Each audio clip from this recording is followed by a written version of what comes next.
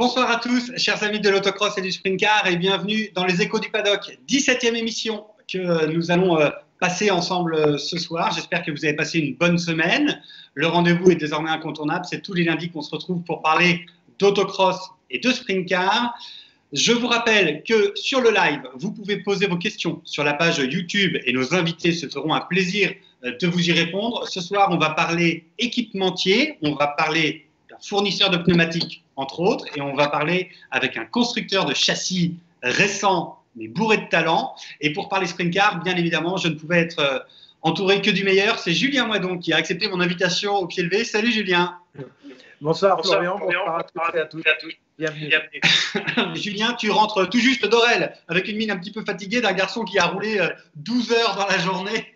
En tout cas, je te remercie d'être présent avec nous ce soir pour animer cette émission. Deux invités ce soir, effectivement, que je vais vous présenter tout de suite. Et le premier d'entre eux, c'est Guy Brousse pour représenter la société Schurman France. Mais Schurman France ne va peut-être pas vous parler. C'est bien évidemment l'enseigne Cross Car West qui est avec nous. Salut Guy, bienvenue. Salut Florian.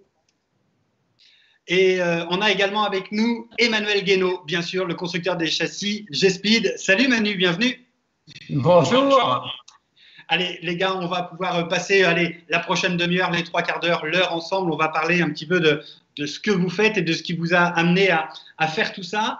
Et la première des questions, elle va être un petit peu orientée effectivement sur l'historique de votre entreprise. Alors Manu, on sait que tu es, toi, relativement une jeune entreprise. Est-ce que tu peux nous dire un petit peu comment sont nés les châssis G-Speed et comment est née cette entreprise? C'est très très jeune, même intéressant. Si tu veux, pour la petite histoire, avant, je faisais du motocross. J'en ai fait pendant quasiment 15 ans, à un bon niveau quand même, avec beaucoup de blessures sur la fin de ma carrière, on va dire. Quand j'ai débuté le motocross, j'ai débuté à l'âge où certains prennent leur retraite, c'est-à-dire à 18 ans. Il y en a déjà qui sont champions du monde et moi j'ai débuté. Ça a marché de nombreuses années, mais à force de me faire mal, je suis un peu cassé de partout et quand je me réveille le matin, voilà, j'ai un peu mal. Et je me suis dit, j'en ai marre de ça, il faut que je passe à autre chose. Et je voulais un toit au-dessus de ma tête. Mais j'aimais vraiment la terre. L'asphalte, c'était parfait pour moi. Et donc, je suis tombé par hasard sur cette discipline en 2011. Et donc, j'ai créé tout de suite mon châssis, mon premier châssis pour rouler sur des courses UFOLEP.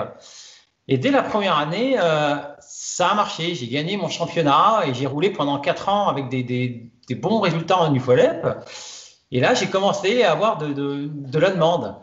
Et donc, petit à petit, ça s'est fait et la passion a pris le dessus sur le travail professionnel que j'avais avant de mon entreprise. Et voilà maintenant 3-4 ans que je suis vraiment à plein temps sur ces châssis G-Speed, sur l'entreprise Guénosport. Et que du bonheur. C'est aujourd'hui vivre de sa passion. On se lève le matin avec le sourire, pas avec une contrainte d'aller au travail. Et ça change tout. Ça change vraiment tout dans une vie. Ça change tout dans la vie. Manu, on ne va pas donner de conseils aux futurs concurrents. Mais alors, quand on a envie de rouler et qu'on se décide de construire sa machine, ça passe par quelles étapes? On contacte, je sais pas, on télécharge un règlement technique. Comment ça se passe? C'est ça. J'ai téléchargé le règlement donc UFOLEP. Moi, je voulais commencer que en UFOLEP et je l'ai épluché dans tous les sens. C'était dans la chambre, sur le pied du lit. Enfin voilà, je l'ai lu et relu. Ce qu'il faut savoir, c'est que quand j'ai commencé mon premier châssis, j'avais jamais été voir une course de sprint car. J'ai vu ça que sur Internet. Mais j'étais pas pressé. J'ai mis 1 an, il faut avoir de la patience. J'ai mis 1 an à construire mon premier châssis. Et en me renseignant sur des tutos, j'étais sur un forum qui n'existe plus maintenant, mais qui était absolument super. C'était Techniclub. Et il y avait tout dessus pour pouvoir, et des personnes qui étaient là pour me conseiller aussi. Et il faut être patient, il faut surtout écouter les retours et ceux qui ont de l'expérience. On ne peut pas tout savoir, on ne peut pas aujourd'hui fabriquer une machine tout seul avec des œillères, c'est, je dirais, droit dans le mur, ça ne peut pas fonctionner. il y a des choses qui marchent, qui sont éprouvées, et on ne va pas tout révolutionner. Et il faut vraiment prendre son temps, développer les choses une par une depuis le départ. Je dirais que j'ai commencé en 2015 mon intégration au championnat de France. Le châssis était très loin d'être aussi performant que maintenant, mais j'ai vraiment pris le temps de travailler sur tous les points un par un. Travailler sur tout en même temps, on ne sait pas trop ce qui marche et ce qui ne marche pas. J'ai pris le temps. Certes, il a fallu du temps, mais aujourd'hui, je pense que j'ai une machine on le voit, qui est relativement assez souvent devant et bien placée. Donc aujourd'hui, on commence à avoir une machine fiable et performante, mais il faut du temps. Il faut du temps. Il faut du temps. On reviendra tout à l'heure plus en détail sur les dernières années, les dernières saisons des châssis G-Speed. Je me retourne vers Guy Brousse, société Schurman France, mais bien sûr l'enseigne que l'on connaît, c'est Cross Car West. Qu'est-ce qu'on fait, qu'est-ce qu'on fabrique chez Schurman France? Quelle est cette société pour ceux qui ne la connaissent pas? Alors, Schurman France, au départ, quand j'ai créé mon activité Sprint Car, on reviendra peut-être là-dessus tout à l'heure, j'étais tout seul, c'était en 2000. D'accord. Okay. On peut le détailler maintenant. Hein. Vas-y, sur ton parcours, il n'y a pas de problème. On peut en fait, au tout début, j'étais pilote, on va dire en sauvage dans le Finistère. C'était ni UFOLED ni rien du tout. C'était de l'autosprint, ça s'appelait. Donc j'ai fait ça quelques années. Après, j'ai pris une licence FFSA et j'ai commencé à rouler en sprint car pendant 3-4 années, du temps des Panthera de Raoul Malater, avec qui on se déplaçait sur les terrains, et est apparu, grâce à Daniel Valin, feu Daniel Valin, les pneus Goldspeed, parce que c'est lui qui a introduit les premiers pneus Goldspeed en France. Et je me suis dit, il y a quelque chose à faire avec ce pneu-là. Il faut absolument que j'arrive à importer ce pneu. Et au tout début, j'ai eu un refus de chez Schurman. Ils avaient déjà un revendeur, donc voilà. Et je me suis dit, les Hollandais, ils aiment bien les sous, donc je vais mettre du cash sur la table. Et quand ils ont eu le cash arrivé, j'ai eu les palettes de pneus en retour. Et c'est le début de l'histoire, quoi. Donc voilà, on a commencé à faire du stock, à distribuer du pneu. Et au bout de 6 ans, en 2006, ils voyaient que ça fonctionnait bien. Ils voulaient mettre un pied à terre un petit peu en France. Donc on a créé une société qui s'appelle donc Schurman France, qui a repris l'activité de Cross Car West. Et dans cette activité-là, moi, je suis associé à 50% avec donc mes associés hollandais qui sont propriétaires de la marque Goldspeed, puisque Goldspeed, c'est un pneu qui est fabriqué par Maxxis, qui est quand même le 9e manufacturier mondial de pneus. Hein, c'est pas le petit fabricant au fond du garage. Et donc, on représente maintenant cette marque Goldspeed qui appartient à Schurman Hollande, donc à Schurman France aussi en partie, puisqu'on est associé, et qui est fabriqué chez Maxxis à Taïwan. Voilà. Ça, c'est le début de l'histoire. Le début de l'histoire. Maxxis, on en reparlera peut-être un peu tout à l'heure. Maxxis, c'est une marque qu'on voit souvent aussi sur les autres compétitions terre, notamment de quad. Oui, tout à fait. Donc, on a aussi une gamme Goldspeed qui est fabriquée par Maxxis, et les pneus Maxxis que nous distribuons aussi au niveau européen, mais bon, il y a également d'autres distributeurs que nous distribuons au niveau du quad. On peut prendre le cas de je ne sais plus, qui a été très bon l'année dernière en sprint car. C'est quelqu'un qui vient du quad et que moi je connais depuis très très longtemps, parce qu'on l'a fourni et supporté en pneu Goldspeed pendant de nombreuses années dans sa précédente carrière de champion de quad, parce qu'il était champion de quad. C'était un très très bon pilote de quad. Eh ben, effectivement, on est en train de parler de Johan Gilouin, chez qui tu étais, Julien, ce week-end, justement, sur le circuit d'Orel. Julien, spécialiste du sprint car, on le sait. Parle-nous un petit peu de ces châssis G-Speed et échange peut-être quelques mots avec Manu pour nous parler de ces châssis et de leurs spécificités. Oui, bonsoir Manu. Bonsoir. Déjà, moi, j'avais une petite question justement quand tu parlais tout à l'heure de la création, quand tu as pris la revue technique pour regarder un petit peu comment on pouvait construire un sprint car. Comment on établit un plan de la machine, un premier plan, parce que bon, on a des barres de tubes qui arrivent dans le garage, Mais comment on fait pour travailler? Est-ce que c'est avec des informaticiens, informatiquement, on fait des plans, on crée des plans avec des logiciels, et comment on adapte les mécaniques, les transmissions, comment on essaye de trouver les premières épures pour créer un châssis? Alors, ça, je pense que ça va en surprendre quelques-uns. Donc, mon métier de base, je suis menuisier et mon premier châssis a été fabriqué en bois. C'est-à-dire que j'ai fait une caisse. En fait, j'ai pris mon support moteur, j'ai mis mon support dedans, mon moteur, je l'ai mis en place, j'ai mis le baquet contre mon moteur. J'ai dit, bon, voilà, il faut que ce soit comme ça. Et à partir de là, j'ai fabriqué mon châssis en bois, mon toit avec des lattes, enfin de tout ce qu'il fallait, et je pouvais ainsi facilement modifier, couper, visser, enfin faire pour vraiment pouvoir adapter mon châssis comme je le voulais à moi. Mon châssis, je l'ai adapté à moi, ma morphologie, ma grandeur, comment moi je le sentais. C'est pour ça que ça a mis 1 an la construction de la première machine, mais c'est parti réellement comme ça, d'un châssis en bois où j'ai encore quelques traces en haut de l'atelier et quelques photos parce qu'il y a quelques personnes qui ne croyaient pas, et quand je leur ai fait voir les photos, ils ont trouvé ça assez marrant de voir d'où venait ce châssis. Il a bel et bien été construit en bois le premier coup. Voilà.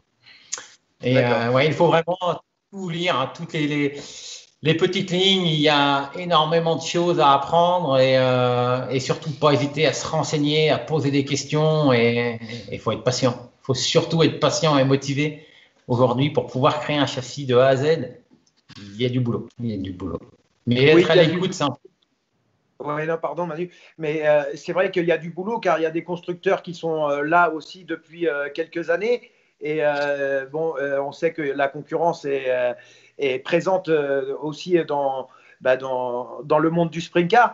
Et donc, il faut développer aussi en permanence les machines. On l'a vu là avec la nouvelle motorisation, le MT-09 qui est arrivé. Donc, c'est pas le même couple, c'est pas les mêmes chevaux, la même puissance. Donc, est-ce qu'on là aussi on adapte un peu les châssis par rapport à cette nouvelle motorisation? Oui, on a commencé à travailler avec ce MT-09, pour moi qui est une très très bonne motorisation. Il demande encore un petit peu de temps de développement, mais j'ai aucun doute que tous les préparateurs, quels qu'ils soient, vont trouver très vite les solutions à ça. Mais ça marche très très bien, et oui, il y a des choses à améliorer sur les châssis pour faire passer cette puissance, ce couple. Qui est nettement plus important que le R6, et là il faut vraiment une très très bonne motricité pour ces moteurs, pour ces gammes de moteurs là. Donc il y a des choses à prendre en compte. Au niveau des transmissions, du pont, c'est pas je suppose que c'est pas du tout les mêmes couronnes, les mêmes dentations. Voilà. Tout ça est à prendre en compte aussi. Voilà, toutes ces transmissions, forcément, il faut prendre en compte. Maintenant, nous, le pont à l'arrière est strictement identique au R6. On voit que ça absorbe la puissance sans problème. Maintenant, ouais, les transmissions, il faut vraiment travailler dessus. Ça n'a pas du tout la même plage d'utilisation. Ouais. Et pour le moment, je pense que au niveau des pilotes, c'est surtout ça le problème. Savoir où se situe exactement la puissance et comment l'utiliser. J'ai 2 pilotes qui étaient très intéressés pour rouler avec, que ce soit Tony ou Xavier Bauer, mais je pense qu'on a besoin encore d'avoir un peu plus de recul et d'essais pour être sur les podiums.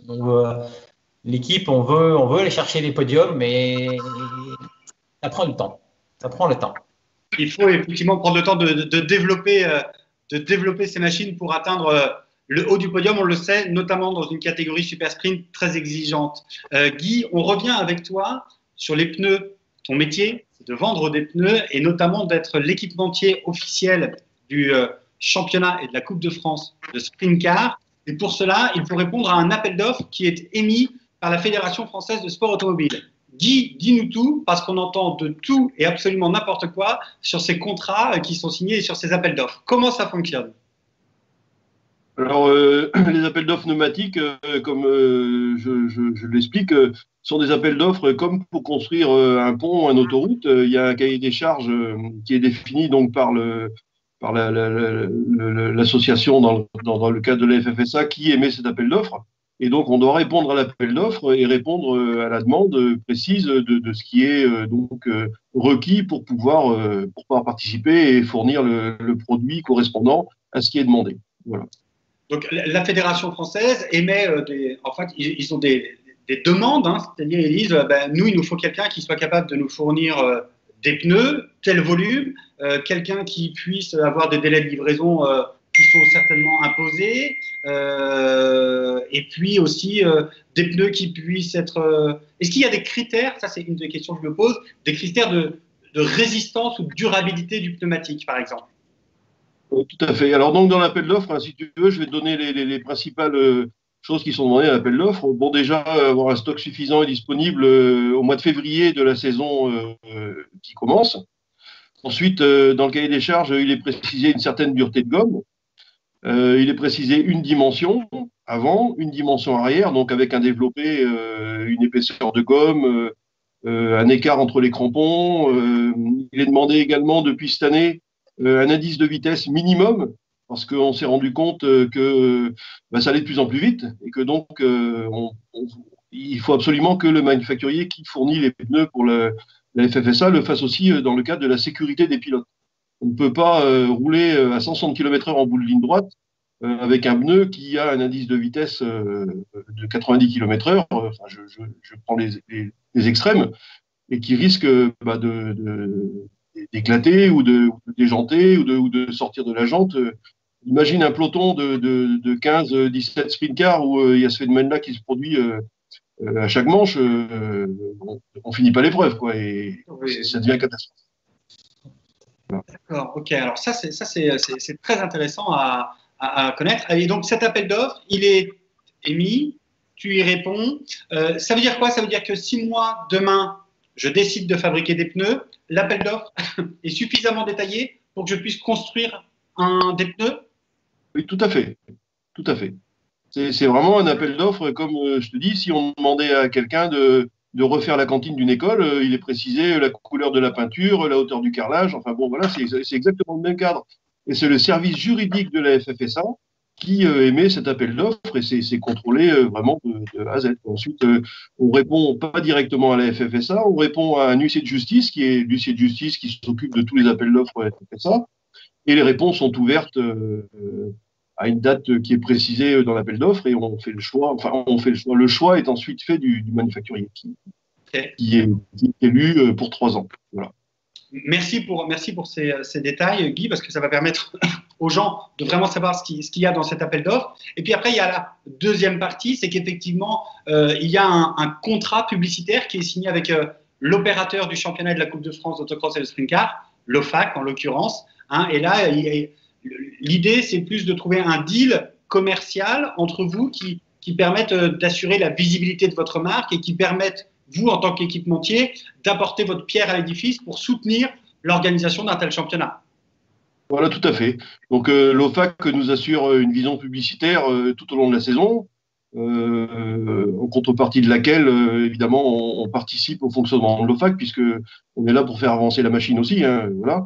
Et il est également précisé dans l'appel d'offres. Donc, ça, en fait, l'OFAC est l'opérateur de l'appel d'offres. Donc, l'appel d'offres est répondu et le manufacturier est choisi.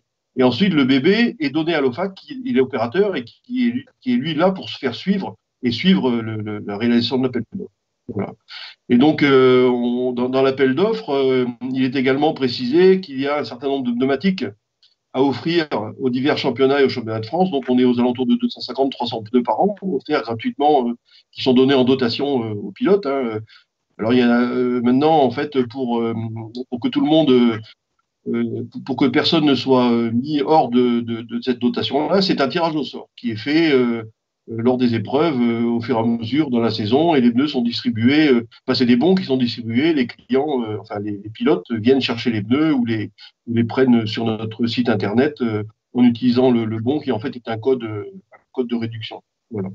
Et on donne également un bon d'achat pour chaque podium, pour le premier, le deuxième et le troisième. Bon, c'est des petits bons d'achat, mais c'est 15, 10 et 5 euros, mais c'est le geste qui compte. Et voilà. Et puis les casquettes publicitaires également. Voilà. On peut parler prix sans révéler de secret de Polichinelle. Un pneu de sprint car, on est aux alentours de 100 euros. Donc un bon de réduction de 15 euros, c'est quand même 15% de remise. Je crois que si tous les équipements pouvaient offrir ça, je crois que les pilotes seraient contents.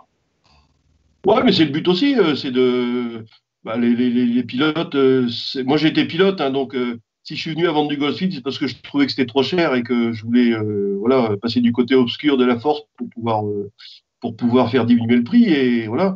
Et donc le but, c'est de faire plaisir aux pilotes qui nous font confiance tout au long de l'année. C'est une logique. Merci Guy pour tous ces détails sur l'appel d'offres. On va retourner voir Manu. On vient de parler de pilotes. Manu, G-Speed s'est entouré tout de suite de pilotes de pointe avec 4 pilotes officiels sur cette saison 2020 et qui seront probablement renouvelés sur la saison 2021. On t'écoute. Eh ben, tout à fait. Donc bon, j'ai conservé de toute façon de l'année dernière Olivier Barret, Tony Lomond et Jeffy Murat. Et donc Xavier Bauer est venu nous rejoindre cette année. Je crois que ces 4-là, ils sont inséparables. Donc bon, voilà, je suis très content d'accueillir Xavier cette année dans l'équipe, un très très bon qui n'a plus ses preuves à faire. Voilà, on sait qu'il est rapide et j'ai vraiment hâte du coup d'être rendu à l'année prochaine et que ce championnat se relance afin de faire au mieux avec ces 4 pilotes. Et le petit 5e qui se prépare, on va dire, avec mon fils Rémi qui a fait là, ses débuts en junior sprint à Tourne-Coupe et en L. Mais bon, voilà, lui, il va prendre son temps, on n'est pas pressé, et qu'il prenne du plaisir. Rémi n'a pas encore la casquette et la pression qui va avec de pilote officiel. Il n'est pour l'instant que le fils de, comme beaucoup sur les paddocks d'ailleurs. C'est ça. Pour le moment, c'est mon fils. Pas de pression, et c'est pas un pilote officiel. Il est là pour apprendre. C'est du junior. Il a rien à prouver. Dans un premier temps, qu'il s'amuse, qu'il prenne du plaisir, qu'il se fasse des copains, qu'il soit content de venir sur les pistes. Quand c'est réuni, les chronos viendront. Pas prendre la tête aux gamins, ça sert à rien. C'est comme ça qu'on les démotive. Je lui ai même laissé le temps. Il y a déjà 2 ans, il va avoir 14 ans. Il a que 13 ans. Ça fait donc 2 ans qu'il aurait pu rouler. Je lui ai laissé le temps. C'est quand il m'a demandé, quand il s'est senti prêt, que je l'ai lancé. Avant, c'est pas la peine de les forcer. Pas la peine. Manu, quelle fierté de faire rouler le gamin dans sa machine. C'est, pour tout te dire, les larmes aux yeux lors du premier départ, même lors des premiers chronos. En entraînement, je ne me rendais pas trop compte. Mais quand on voit son fils prendre la place de pilote et qu'il est sur la grille de départ, c'est vraiment une émotion. Ouais, j'y pensais pas. Parce que vu comment est-ce qu'il était, je me suis dit, il pilotera pas. Et le voir là et qu'il prend du plaisir, c'est absolument génial. Et on a peur. On se laisse. Ouais, voilà Manu. Comment on gère la pression un peu sur le côté là quand on voit le fils partir rouler parce que bon, on sait que souvent c'est des départs qui sont on va dire un peu musclés, il se passe souvent des choses au bout des lignes droites. Donc comment on vit tout ça là en plus du constructeur, le fait de voir son fils rouler? En fait, ça me tracasse pas trop parce que justement, je viens du motocross où là, on était entre 30 et 40 sur une grille de départ, pas de carrosserie autour. Et là, quand on arrivait dans le premier virage, on jouait des coudes. Là, même s'ils se touchent, ils vont faire un tête à queue, ils vont faire un tonneau. Je pense, ils sont en sécurité. Les machines que je construis, je ne mettrai jamais la sécurité en arrière-plan. Je fais très très attention à ça. Je ne veux absolument pas avoir un blessé grave ou un mort sur la conscience. Mes châssis sont construits. La cellule est très costaud. Et rien que pour ça, voilà, j'ai confiance quand je sais que mon fils est dedans. j'ai confiance et je sais qu'il peut, 90%, il est en sécurité dans la machine. On craint toujours le feu, Oui. comme tous les pilotes, mais je le sens en confiance quand même dedans. J'ai confiance. Et donc, demain, si là, on regarde et on observe un peu le sprint car et on veut aller se lancer, on se dit, je veux faire confiance au constructeur G-Speed. Comment ça se passe? On peut avoir diverses options. On peut avoir un châssis monté en kit, monté en plusieurs parties, un châssis complet clé en main. Est-ce qu'il y a plusieurs plages d'options en fait, suivant le client et le constructeur, quoi? Alors déjà, tout est déjà question coût. Oui, on peut avoir un châssis en kit. Maintenant, c'est pas ce que je préfère. Je préfère moi monter les machines. Je sais comment ça doit être monté. Maintenant, je peux toujours, mais c'est pas ce que je vais mettre en avant. Je vais favoriser le montage. Quitte à faire vraiment un geste commercial sur le montage, mais je préfère que ça soit monté dans mes ateliers et monté comme il faut que ce soit. J'ai eu assez de retours là-dessus et c'est après du temps que l'on passe au téléphone pour dire et ça monte comment, et ça monte comment. C'est pas forcément un gain de temps ni pour la personne qui va l'acheter, ni pour nous. Donc après, voilà, en général, j'évite de fournir la mécanique. Parce que bon, comme tout le monde, on peut pas aller chez Yamaha ou Kawa acheter une mécanique neuve. Donc ça reste de l'occasion. Et moi, ça, je ne veux pas garantir un moteur d'occasion.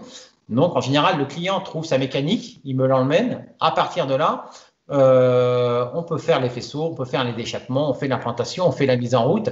J'ai livré récemment des machines directement sur un circuit où le client a pu l'essayer tout de suite. Donc vraiment clé en main. Après, au niveau des options, on a vraiment plusieurs options au niveau des sièges, au niveau donc moteur, au niveau accessoires, amortisseurs. On peut vraiment avoir plusieurs options.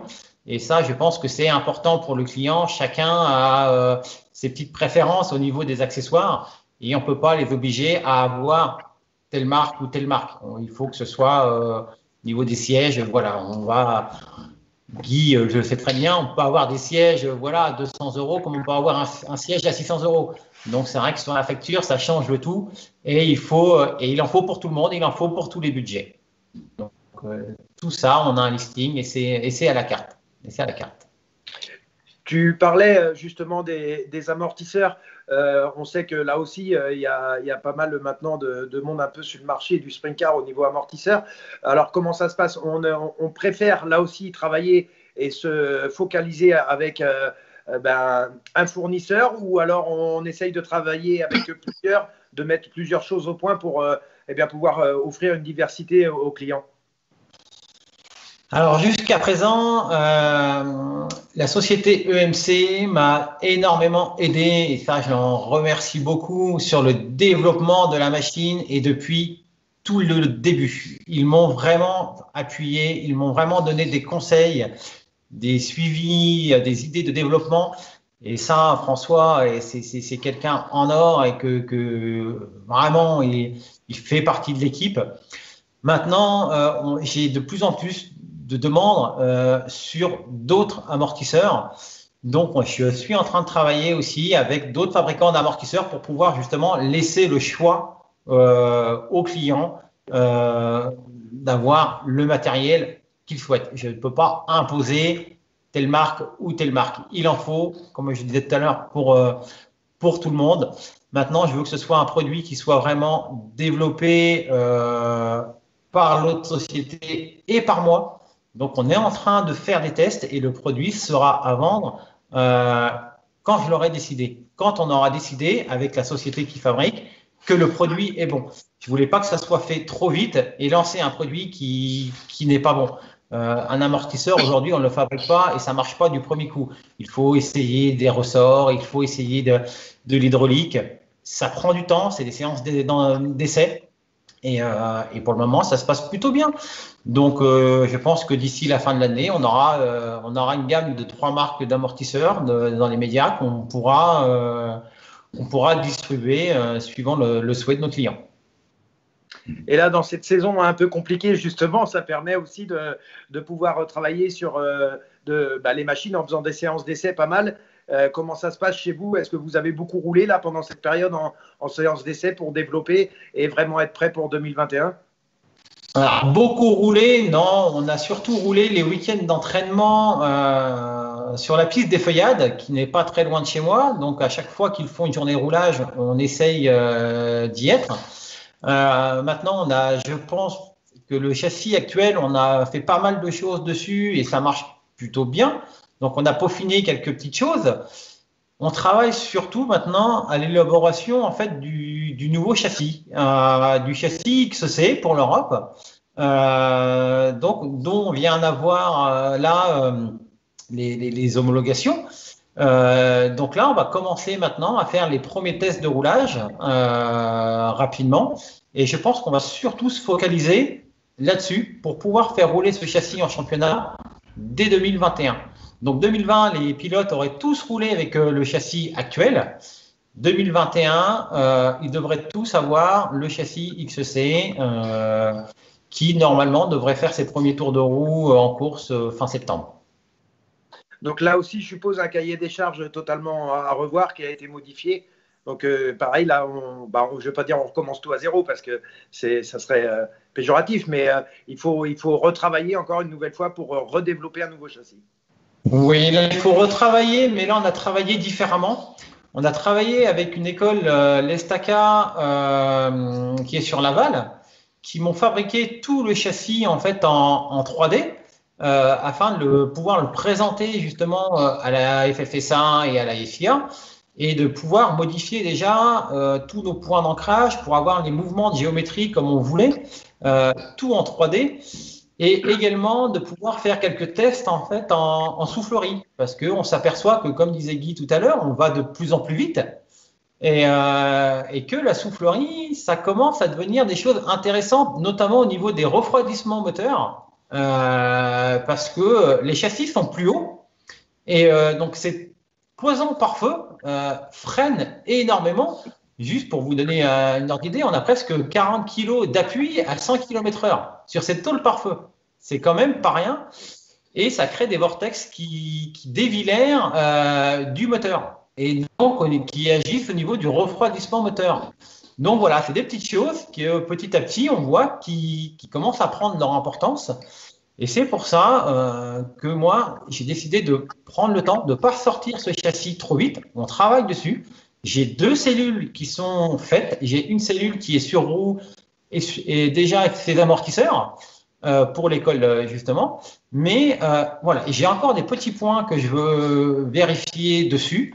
On est en train d'ajuster et de faire la nouvelle coque justement. Mais tout ça, ça prend du temps et je veux que ça sorte bien. On sait que ça prend du temps. Ça prend du temps à faire marcher une nouvelle machine.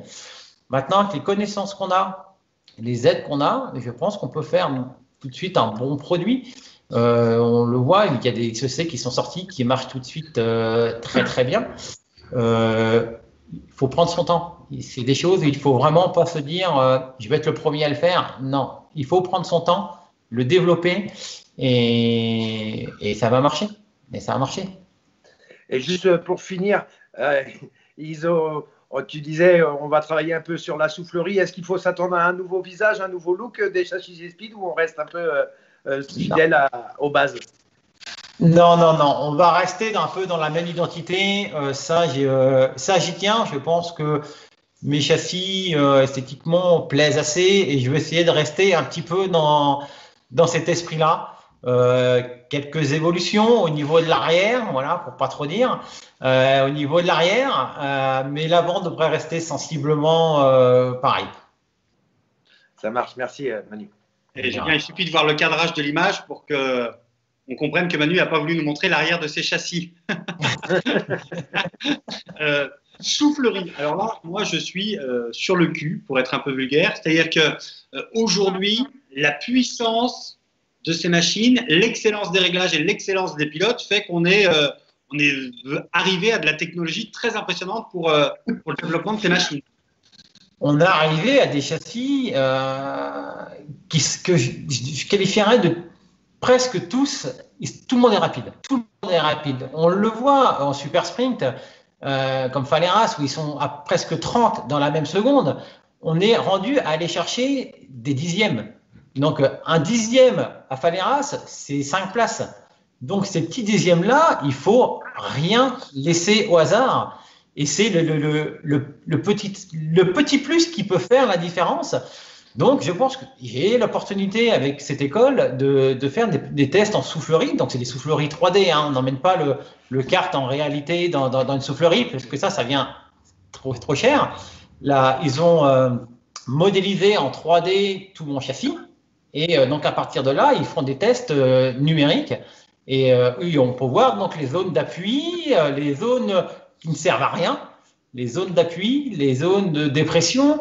On peut voir du coup plein de choses et on s'aperçoit que quelquefois ça ne sert à rien d'avoir déjà un bon moteur quand on perd énormément de vitesse à cause de petites choses. Et voilà, vu les vitesses qu'on commence à prendre, je pense que c'est pas négligé. Et j'aurais une petite question avant de te rendre la parole, Flo, pour Guy. Justement, quand on travaille comme ça dans les pneumatiques et qu'on voit l'évolution au fur et à mesure du sprint car toi, tu le disais, hein, tu l'as connu justement, tu l'as pris en plein dans les débuts des années 2000 et tu as travaillé dedans avec les pneumatiques. Est-ce que les gommes, les dessins, les tracés ont changé? Est-ce qu'on travaille là-dessus aussi avec l'évolution du sprint car pour que le pneu soit performant aussi envers ses clients, quoi? Alors oui, tout à fait, c'est une bonne question. Donc au niveau du profil du pneu, on n'a rien changé depuis le début, hormis une nouvelle déco sur les demi-moules des flancs, etc. Par contre, Maxxis et Goldspeed, on a un technocentre en Hollande, à Assen, où il y a 4 ingénieurs en recherche. Et c'est là où justement on fait des recherches sur les gommes, sur les accroches, sur les usures, sur la chauffe, etc. Et en fait, à la base, toutes ces gommes-là, des pneus Goldspeed, c'est des gommes qui sont développées en premier lieu pour le karting en CIK et pour le karting dans les championnats nationaux. Il faut savoir que le karting, c'est une très très bonne école au niveau de fabrication de pneumatiques parce qu'on voit vraiment, on arrive vraiment à déterminer, à faire des essais de gomme à petite échelle et qui permettent d'évoluer sur des gommes qui sont utilisées ensuite sur d'autres produits que les pneus karting. Voilà. D'accord. Et donc ça, en permanence, on évolue. On ne peut pas dire aux gens ce qu'il y a dans les gommes, évidemment, mais une gomme de cette année par rapport à une gomme d'il y a 15 ou 18 ans, quand on a commencé à bosser avec la FFSA au niveau des contrats, évidemment, ça n'a plus rien à voir, tant au niveau conservation qu'au niveau accroche, qu'au niveau freinage, qu'au niveau travail latéral. Et les carcasses aussi sont modifiées et évoluent très, très régulièrement. Donc, le mythe du pneu à l'envers pour que ça décolle mieux, on peut l'oublier, quoi. Ouais. Alors, honnêtement, on pourrait dessiner la tête de Mickey sur le pneu, sur du pur, de la pure terre telle qu'on voit chez nous en fin de meeting, là où tout est noir et où c'est vraiment comme de l'asphalte. On pourrait mettre le pneu à l'envers dans tous les sens, ça marcherait exactement pareil. Enfin, j'exagère un petit peu, mais c'est pour expliquer que voilà, le dessin ne fait pas tout. La pièce entre le siège et le volant est aussi très très importante. C'est juste la petite anecdote qu'on voit souvent, qu'on entend souvent dans les parcs. Tu dois l'entendre aussi ou la voir. Et des fois, elle me fait sourire, moi aussi. Ouais. Guy, on en a parlé un petit peu en off. Je voulais que tu parles des évolutions réglementaires qui ont été prises par la Fédé, peut-être sous ton impulsion, sur le fait de pouvoir limiter le nombre de pneus et surtout d'abord uniformiser les pneus pour l'ensemble des catégories, et là encore, de concert avec la Fédé, comme ça a été fait pour la motorisation, pour favoriser les transferts de catégorie en catégorie. Alors tout à fait. Donc jusqu'au précédent appel d'offres, donc jusqu'à la fin de la saison 2017, c'est ça, puisque ensuite c'est 18, 19 et 20, les juniors avaient un pneu spécifique qui était un pneu avec une gomme très très dure. Et dans l'idée, on avait mis ça en place avec Gérard Schex et à l'époque, même Dominique Dubourg, à l'époque, c'est très très vieux. On avait dit on va mettre un pneu pour les juniors, un pneu dur, de façon à ce qu'il dure plus longtemps et que ça soit moins cher au niveau budget pour les juniors, les gamins qui débutent. Et en fait, on s'est rendu compte au bout d'un certain temps qu'il y avait un effet pervers de cette affaire-là, c'est-à-dire que la gomme, évidemment, le pneu n'usait pas, mais les bords d'attaque, quand même, usent. Donc, lorsque les bords d'attaque des crampons étaient usés, eh ben, les parents, ils disaient que ça accrochait moins, peut-être dans leur tête, mais peut-être aussi dans la réalité. Donc, le pneu devenait beaucoup moins performant et ils s'empressaient d'aller acheter des pneus très, très rapidement pour offrir un train de pneus tout neuf et performant à leur enfant. Du coup, on est passé, après moult discussions, sur un pneu identique pour toutes les catégories, du junior jusqu'au super sprint, pour deux raisons. Déjà, pour uniformiser. Ensuite, pour que le junior, lorsqu'il sort du junior et qu'il passe en maxi, donc juste en enlevant la bride, dans l'absolu, ne se retrouve pas complètement désorienté avec un nouvel équipement de train de pneus et puisse piloter dans la continuité. Par contre, ce qu'on a fait, c'est qu'on a limité le nombre de pneus utilisables par meeting pour les juniors à 2 trains avant, donc 4 pneus avant, et 2 trains arrière, 4 pneus arrière, qui sont donc numérotés avec un numéro unique qu'on numérote ici avec un appareil laser qu'on a acheté, qu'on a fait venir. Et ainsi, on est sûr que les pilotes ne vont pas créer une surenchère en achetant 3 palettes de pneus à chaque course. Voilà. C'est-à-dire que le but de... Vas-y Flo, je pense qu'on a la même question. C'est-à-dire que les juniors aujourd'hui sont limités en pneus et peuvent être soumis à des contrôles pour s'assurer qu'il n'y ait pas d'abus ou pas de course à l'armement, en tout cas sur les pneumatiques. Ouais, tout à fait. Ils sont contrôlés à chaque course. Ils ont un document à rendre lorsqu'ils viennent à ce qu'on appelle l'administratif, c'est-à-dire rendre leur inscription. Et sur ce document-là, ils sont obligés d'inscrire donc au maximum 4 numéros de pneus avant, 4 numéros de pneus arrière. Et nous, à tout moment de la course, comme c'est gravé avec une hauteur de 15 mm, on le voit très très facilement, c'est très facile à contrôler. On prend le document qu'ils nous ont rendu et on contrôle que les numéros qu'il y a sur les pneus de la machine correspondent aux numéros qu'il a déclarés pour la course. D'accord. Guy, on n'a que des enfants sages dans notre catégorie. Il n'y a pas de tricheur. De ce côté-là, on n'a pas eu, franchement, hein, en 3 ans, là, on a eu 0 problème. 0. Voilà.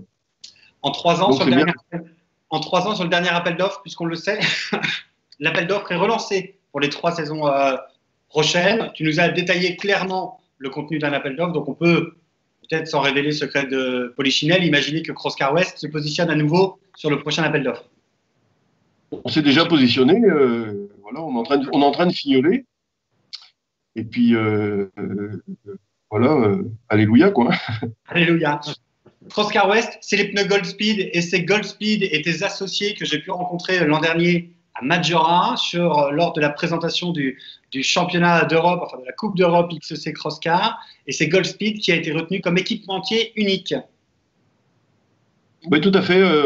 Pour la FIA, donc il me semble que c'est également pour les 3 années qui viennent, si je ne dis pas de bêtises. On a été retenu donc comme équipementier unique pour le championnat XC Crosscar de la FIA, qui devait démarrer cette année. Bon, évidemment, avec le Covid, tout a été retardé, mais je pense que ça a peut-être permis aussi à d'autres constructeurs d'XC Crosscar de se positionner, et peut-être qu'on va certainement repartir de plus belle l'année prochaine. Voilà, je le souhaite. Guy, au niveau du championnat d'Europe, les pneumatiques seront les mêmes qu'aujourd'hui utilisés au championnat de France? Non, ce sont des pneus différents. C'est la même gomme que les pneus avant sont identiques. Par contre, les arrières, ce sont des Goldspeed jaunes, mais non pas street de ville comme ceux que l'on utilise au niveau de la FFSA, mais le Goldspeed jaune standard. Qu'on avait il y a quelques années voilà. On a toujours en voilà, d'accord. Ok. Ça marche. Ok, les garçons, 43 minutes d'antenne. Le temps passe vite. Je le dis à chaque fois quand on est en bonne compagnie. Manu, je veux revenir avec toi puisque forcément pilote constructeur des châssis G-Speed, jeune constructeur avec le succès qu'on te connaît déjà. Moi, j'ai une petite question. Alors, j'ai la réponse, mais pour nos téléspectateurs, est-ce que oui ou non, il y a des nouveaux projets dans les cartons des ateliers G-Speed? Des nouveaux projets, oui. Il y en a. Attention, c'est pas la priorité. Je travaille évidemment sur un 1600 suite au biplace qu'on a déjà fait. Et donc voilà, je travaille sur un 1600. Maintenant, le 1600 commencera ses premiers tours de roue en 2021. Là, maintenant, c'est trop tard. Il fera quelques courses en 2021 et championnat en 2022. Mais ce n'est pas la priorité. La priorité, c'est mes châssis de sprint car et le XC. Mais je pense qu'il est important aussi pour moi de commencer à préparer l'avenir. Et que cette catégorie, je pense, prend de plus en plus d'ampleur aussi. Et ça peut devenir intéressant pour moi. Donc, je commence à travailler dessus. C'est quelque chose qui va prendre encore du temps. Déjà qu'un sprint car, ça prend beaucoup de temps. Là, le 1600, ça prend du temps. Et donc, on va se lancer. Oui, on va se lancer. Mais pour 2021, pas avant. Pas avant. Manu, aujourd'hui, tu travailles seul dans cet atelier impeccable, rutilant. On le voit depuis tout à l'heure. C'est vrai que quand on t'a vu débarquer sur la première épreuve à Mauron avec la structure, les tentes orange et tout, c'était, allez, encore une fois, pour être vulgaire, un stand qui avait de la gueule. C'est confirmé, en tout cas, avec les ateliers physiques que tu nous présentes ce soir. C'est important, c'est aussi une image de marque qu'il faut véhiculer. C'est une image de marque, mais c'est aussi pour moi, mon travail aujourd'hui de constructeur, je le fais tout d'abord par passion. Il y a quelques temps, j'étais encore menuisier, j'avais ma boîte de menuiserie et mince, on n'a qu'une vie. J'ai décidé de tout laisser tomber pour me lancer pleinement dans cette aventure formidable qu'est la construction de mes cartes. Et j'ai voulu prendre du plaisir. Tous les matins, quand je me lève et que je viens dans mon atelier, je prends du plaisir. C'est comme une femme quand elle a une belle cuisine, elle aime bien cuisiner. C'est ma cuisine, c'est mon chez moi. Si je pouvais, je dormirais ici. Tous les matins, j'arrive dans mon atelier. Donc ici, c'est l'atelier que montage. On ne perce pas un trou, on ne meule pas, il n'y a pas de soudure de ce côté-là. C'est l'atelier soudure et fabrication et de l'autre côté. Mais pour moi, c'est une passion et c'était important de me faire plaisir aussi. Je pilote plus, je me fais plaisir avec mon atelier, avec mon équipe. Véhiculer une belle image, c'est sûr que ça rassure les clients. Je pense que mes clients, quand ils viennent chez moi et qu'ils rentrent dans mon atelier, bon, ça parle quand même sur la qualité de fabrication de mes châssis. Et pour moi, ça c'était important. Mais voilà, avant tout, c'est la passion. Si demain, on devait m'enlever mon équipe de course, je pense même pas que je ferais ce métier-là. Je le fais pour cette équipe. J'ai toujours été passionné depuis tout petit de sport mécanique. Et j'ai toujours rêvé d'avoir mon équipe à moi. Aujourd'hui, j'ai réussi à monter mon équipe, à trouver des partenaires, des sponsors. Et pour pouvoir monter cette équipe en championnat de France, on prend du plaisir tous les week-ends, tous à se retrouver. Et pour moi, ça, c'est ma fierté. C'est même pas mon atelier, c'est mon équipe sur mes courses, mes pilotes. Je trouve ça génial. Je trouve ça vraiment génial. Et je sais qu'il y a d'autres constructeurs qui commencent à faire, comme moi, à monter leur belle petite équipe. David Drouin, bonjour David. Et voilà, je trouve génial aussi ce qu'il fait de monter une petite équipe.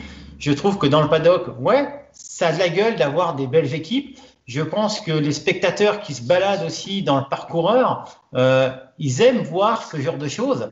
Et pour moi, c'est aussi important pour notre discipline d'être organisé, d'être structuré comme ça. Merci Manu. Et c'est vrai que c'est une concurrence saine quand il s'agit de présenter des belles structures et de belles machines. Et alors moi qui suis un petit peu en charge de l'image de notre discipline, c'est un plaisir de vous avoir comme client, je dirais. Guy, on a beaucoup parlé pneumatique, on a beaucoup parlé sprint car, mais Schurman France, c'est une société qui propose plein d'autres produits, toujours liés à la compétition. Oui, tout à fait. Donc, dans le domaine du sprint car, c'est vrai qu'on travaille quasiment avec 90% des constructeurs. On fabrique des produits spécifiquement à leur demande. Bon, je pense par exemple aux disques de frein qu'on fabrique pour Manu et d'autres produits à la demande. On essaie d'innover énormément. On vient de sortir il y a peu de temps des disques de frein ventilés qui sont issus de la technologie karting et qui permettent toujours dans un but de sécurité d'assurer un freinage, je pense, performant tout en allant de plus en plus vite. On avait vraiment beaucoup de problèmes de chauffe de disques de frein et là, bon, je pense qu'on a Manu nous le dira, mais je pense qu'on a résolu le problème. Parallèlement à ça, on a développé une gamme de plaquettes de frein qui est dédiée à la terre, donc qui se montre dans la majorité des étriers qui s'utilisent en sprint car. On a également développé il y a peu de temps des étriers de frein, gros freins pour l'avant, ainsi que des disques de frein flottants. D'ailleurs, je dois remercier Manu parce qu'on avait des petits soucis sur ces étriers rouges technofreins. Sur 1-2% des étriers, on avait une fuite. On n'arrivait pas à trouver où. Et un jour, Manu, dans sa cuisine, il a dû dépioter, je pense, un étrier en entier. Et en enlevant le joint, il m'appelle, il dit, mais dis donc, derrière le joint, il y a une paille d'aluminium qui est restée là et la fuite vient de là. Effectivement, le fabricant avait fait un processus de nettoyage pour la moitié de l'étrier et puis l'autre moitié avait été oubliée, ce qui fait que dans certains étriers, il restait une petite paille d'aluminium qui était passée dans l'anodisation et qu'on voyait à peine. Et cette petite surépaisseur d'un demi-millimètre provoquait une fuite, alors non pas pendant qu'on roulait, mais au repos de l'étrier lorsque le châssis était au paddock. Et c'est pour ça qu'on ne comprenait pas ce qui se passait. Donc merci Manu, mais je te revaudrai ça un jour, ne t'inquiète pas.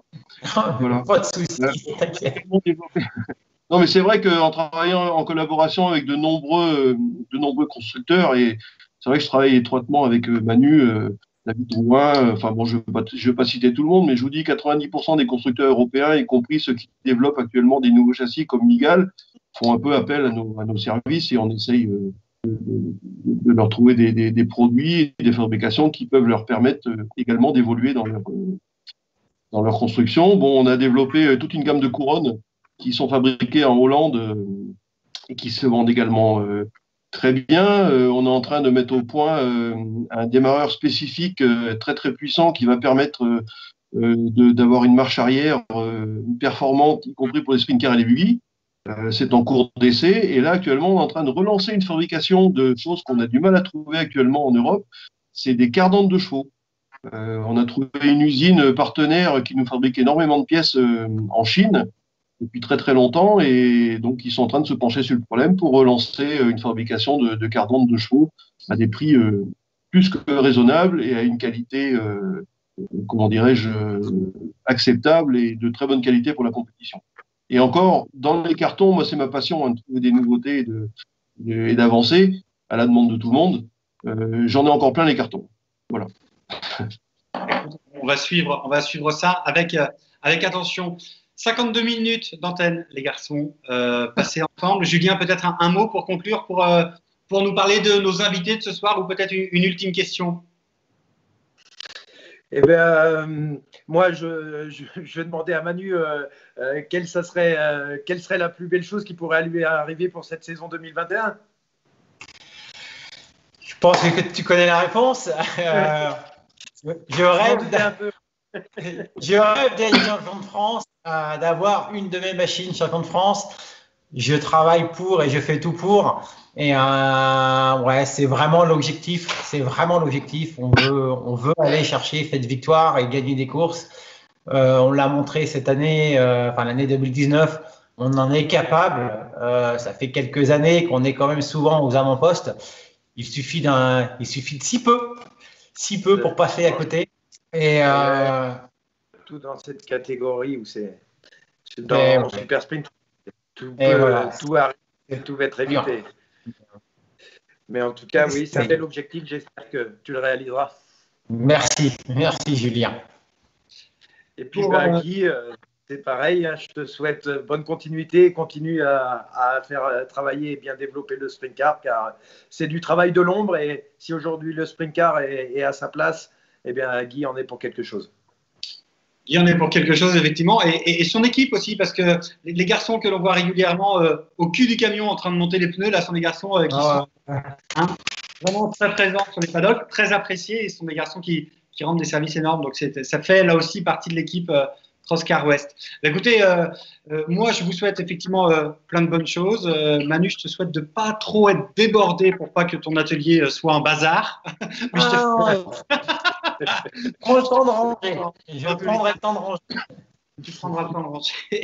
Et puis, Guy, je te souhaite plein de succès pour le développement de tes nouveaux produits. Crosscar West est une enseigne installé, reconnu, qui a su diversifier ses activités pour pouvoir aller passer la période un peu compliquée qu'on est en train de vivre. Les garçons, je vous remercie vraiment d'avoir accepté notre invitation ce soir. C'est là aussi, comme les organisateurs, vous êtes des acteurs de l'ombre de notre discipline. On encense souvent les pilotes, mais ils ne sont pas les seuls à travailler et à briller. Il est important de mettre tout le monde en lumière. Je vous remercie vraiment pour cette émission. Je vous souhaite une excellente soirée, les garçons. N'oubliez pas de cliquer sur le pouce bleu et sur la cloche pour être informé du prochain direct. Dès demain, cette émission, dès ce soir, elle sera disponible sur la page OFAC TV sur YouTube et dès demain sur la page FFSA TV, puisque la Fédération française de sport automobile est friande de nos émissions et les diffuse sur sa page YouTube. Je vous souhaite à tous une excellente soirée et on se donne rendez-vous lundi prochain avec des organisateurs. Manu, un dernier mot. Ouais, je voudrais juste dire un petit mot. J'ai quelqu'un de l'équipe qui était vraiment beaucoup avec nous, qui aujourd'hui se bat contre la maladie. Et voilà, ça pour moi c'était important de leur passer un petit coucou et de leur dire, voilà, on est tout cœur avec vous, les amis, on pense à vous et à bientôt. Voilà. Il va pouvoir prendre le temps de cette fin de saison 2020 calme pour se soigner et on aura la joie de retrouver ton équipe au complet l'année prochaine en 2021. Merci à tous, excellente soirée, portez-vous bien et puis on se retrouve lundi prochain avec des organisateurs du championnat de la Coupe de France d'autocross et de sprint car. Salut à tous. Au revoir.